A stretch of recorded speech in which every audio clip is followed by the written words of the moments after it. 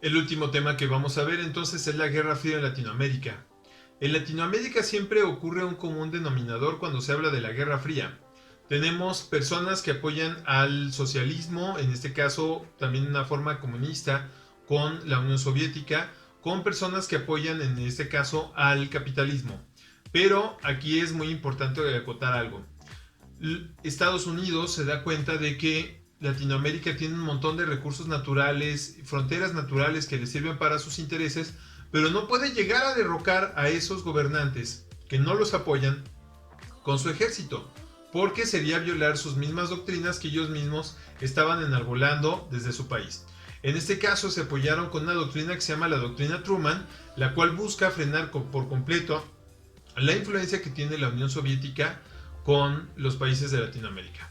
Por lo tanto, lo que hace y lo que se da cuenta Estados Unidos es que el ejército es la llave para poder entrar a cada país de Latinoamérica. Entonces, manda a sus fuerzas no para derrocar al gobernante en turno, sino para entrenar al ejército de ese país. Y entonces que ese ejército se viera corrupto tanto con la promesa de tierras, riquezas y obviamente mucha influencia y poder para derrocar entonces al gobernante que no le convenía. Es así que veremos dos casos, en este caso muy importantes, el caso de Chile y Argentina, y bueno, un caso aparte que es el de México. En México, a nosotros estar pegados a Estados Unidos, bueno, la historia se puede resumir en tres letras, que es PRI, el PRI.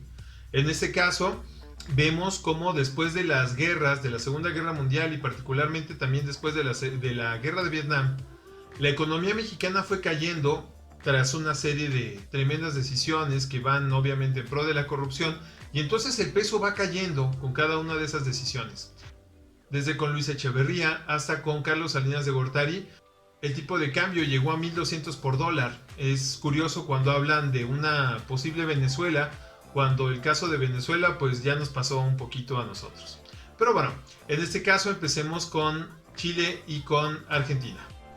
¿Por qué Chile y Argentina? Bueno, por su posición geográfica, Chile y Argentina le funciona a Estados Unidos como fronteras naturales comerciales. Por lo tanto, necesitaban esos países porque al ser fronteras naturales, todo el control comercial de armamento y otro tipo de negocios entonces tenían que pasar forzosamente por esos países que van de costa a costa. Por eso es que mencionamos el caso de Chile y Argentina, pero pasó en Brasil, Uruguay, Bolivia, Centroamérica, en Guatemala y El Salvador fue básicamente lo mismo.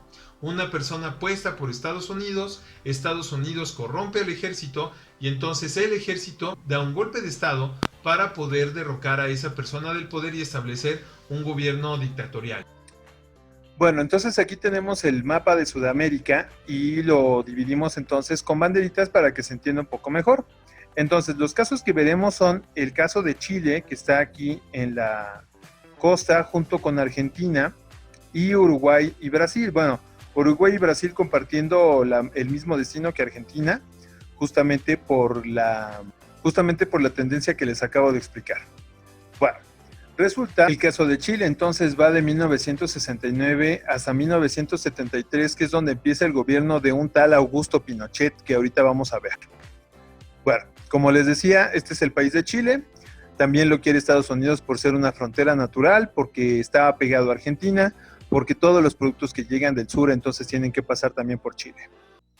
Por lo tanto, a Estados Unidos no le convenía que Chile se volviera socialista. El problema para Estados Unidos es que el socialismo en Chile ya había triunfado desde los años 50 con este señor que se llama Salvador Allende. Salvador Allende entonces fue presidente de Chile en 1969. El problema para Estados Unidos también es que Salvador Allende era buen amigo de Fidel Castro y de hecho compartían una gran relación no solo de amistad, sino también comercial. Entonces, el gobierno de este Salvador Allende había expropiado 7 millones de hectáreas, que en este caso en Chile pues es bastante porque es un país tremendamente angosto, pero su territorio es vasto, aunque sea muy angosto el país.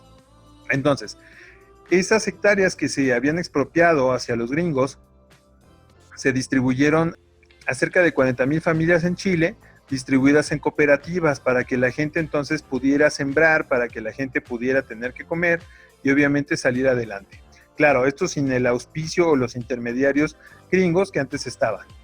También los bancos gringos fueron nacionalizados por el gobierno de Salvador Allende y bueno, junto con la industria del cobre y la minería en general. De hecho, hay varios equipos de fútbol en Chile que hablan justamente de esas reminiscencias, no solamente del estatus de la minería como Cobreloa, sino también de conflictos alternos como el de Israel y Palestina, porque de hecho hay un equipo que se llama Palestino. Entonces, lo que necesitaba hacer Estados Unidos era que una persona tomara el poder en Chile para sacar a Allende y entonces ellos saquear el país como lo pretendían también hacer en Argentina. Por lo tanto, Estados Unidos mata a Salvador Allende. ¿Cómo le hacen? Bueno, le dan el poder entonces a este señor que se llama Augusto Pinochet. Lo que hizo entonces Estados Unidos fue mandar un equipo SWAT para entrenar a los hombres de Pinochet y entonces dar un golpe de estado y matar a Salvador Allende, cosa que sucedió en 1973. Salvador Allende fue asesinado en el Palacio Nacional de Chile. El gobierno entonces de Pinochet va de 1973 hasta el 2004. En todos esos años, lo que hizo Augusto Pinochet fue matar a las personas que no estuvieran de acuerdo con él y obviamente a los intereses de Estados Unidos, aun y cuando fueran famosos. Uno de los más sonados fue Víctor Jara, que fue asesinado con un montón de personas en el Estadio Nacional de Chile, que por cierto tiene el récord Guinness como la tumba más grande de Latinoamérica, porque justamente en la cancha y en las gradas se aglomeró a las personas disidentes al gobierno de Augusto Pinochet y entonces las asesinaron. Se cuenta que a Víctor Jara le sacaron las uñas y como él era guitarrista lo obligaron a tocar la guitarra para después disparar en la cabeza. Esta serie de desapariciones, de muertes inesperadas y obviamente de una gran represión, bueno, fueron la constante en Chile hasta el 2004. Y solo como nota cultural, para cerrar esto, Pinochet murió en 2006 y nunca fue castigado por sus actos porque el Tribunal Superior de Justicia en Chile determinó que ya era muy viejo para pagar su condena, aun y cuando les habían demostrado a su cuerpo de abogados que él había sido responsable de todo esto y obviamente ante la opinión internacional. Resulta que con Argentina pasaba una cosa bastante sui generis. Resulta que ellos desde la Segunda Guerra Mundial habían tenido brotes de nazis en su país porque recordemos que así como España es a México y también Argentina, bueno, también Italia es a Argentina. Si se fijan en cada uno de los apellidos de los argentinos, bueno, vienen una buena parte de apellidos italianos. También es bastante notorio en Argentina, para después de la Segunda Guerra Mundial, que la clase media y la clase alta del país están por encima totalmente de la clase obrera argentina y no había derechos laborales, obviamente la educación pública y todas las garantías que se supone debían de tener las personas, bueno, para ir elevando poco a poco su estatus. Entonces, Argentina representaba una frontera comercial, primero por su posición geográfica y segundo porque era la segunda reserva de plata más grande en el mundo. La primera siempre ha sido México. Por lo tanto, el gobernante que estaba en Argentina fue Juan Domingo Perón. Él estuvo en 3 periodos hasta antes del gobierno militar, que finalmente no solo lo derroca, sino también llega hasta su muerte, que por cierto fue de forma natural, pero justamente es lo que vamos a ver. Entonces, Perón estuvo en 3 periodos y voy a dividir esos 3 periodos para que se entienda perfectamente cuál fue el papel de Juan Domingo Perón. En su primer periodo, de 1946 a 1952, su esposa, la famosísima Evita Perón, ella es Evita Perón, promueven la primer ley para darle el voto a la mujer en Argentina. Esto es muy importante porque darle el voto a las mujeres en ese momento no nada más es de que puedan echar un papel en una caja. Significa que cuentan como ciudadanas, significan que pueden divorciarse, significan que pueden iniciar un trámite de divorcio, significa también que pueden adquirir un inmueble, que pueden adquirir un coche, pero ellas ya figurando como ciudadanas. Para eso sirve el voto en ese momento. Y también, bueno, se fundaron escuelas de oficios y también para darles una orientación a la vida de las mujeres que no se tendría que resumir nada más a la casa y a los hijos. El problema es de que Eva Perón murió en 1952 y entonces Juan Domingo Perón tuvo que lidiar contra Estados Unidos. Después de la muerte de Eva Perón, de 1952 a 1955, Juan Domingo Perón desapareció el sistema de Hacienda, recordando que el sistema de Hacienda es cuando una persona posee una gran extensión de terreno y las personas que laboran en la Hacienda trabajan por muy poco a cambio de estar siempre endeudadas con esa persona que es el hacendado. Entonces, al distribuir las tierras entre los campesinos y al quitarle los privilegios a las personas que tenían demasiado, entonces fue que Estados Unidos pues se enemistó con Juan Domingo Perón.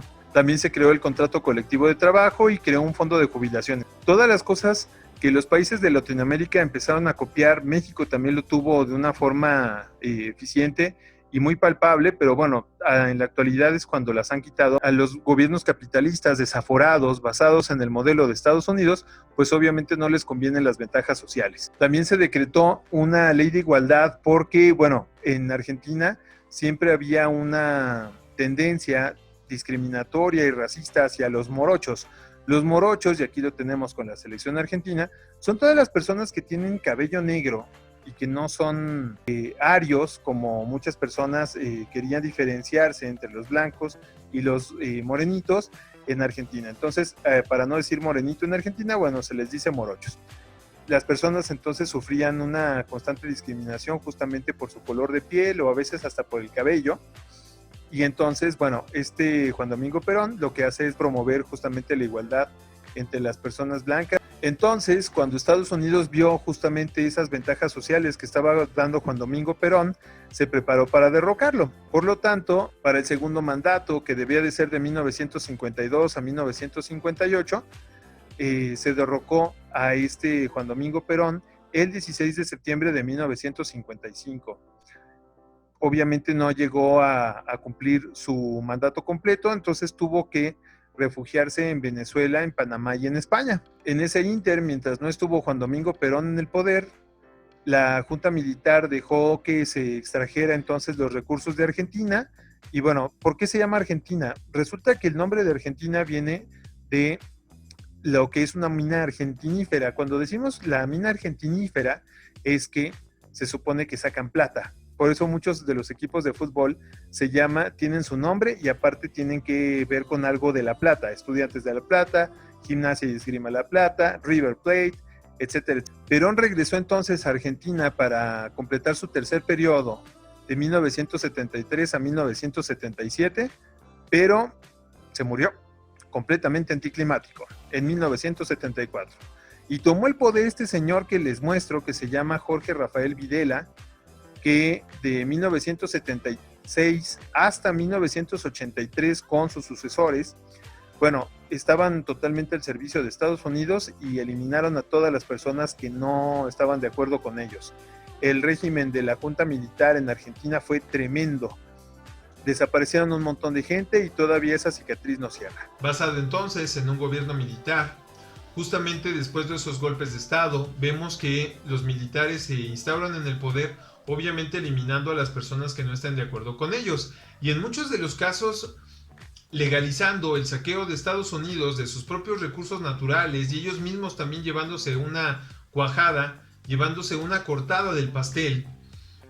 Al permitir justamente esos saqueos, podemos resumir entonces la Guerra Fría en Latinoamérica como justamente ese panorama histórico que se repite y se repite y de los cuales muchos no se han podido deshacer hasta hoy. O bien algunos otros que tomaron la bandera totalmente contraria pero hicieron exactamente lo mismo. Ahí está el caso de Venezuela y Nicaragua. En Nicaragua el luchador social, por ejemplo, se llamaba César Augusto Sandino, que luchó contra los Estados Unidos. Finalmente Sandino fue asesinado y le dejaron el poder a la familia Somoza. Que a su vez tuvo 4 dictadores: su papá y los 3 hijos de la familia Somoza. En contraparte, el partido sandinista, que es el que tiene ahorita el poder en Nicaragua, hace las mismas cosas de la familia Somoza, pero ahora con una bandera que se supone debería de defender la libertad y la democracia, como era la de César Augusto Sandino, pero eso no ocurre en Nicaragua.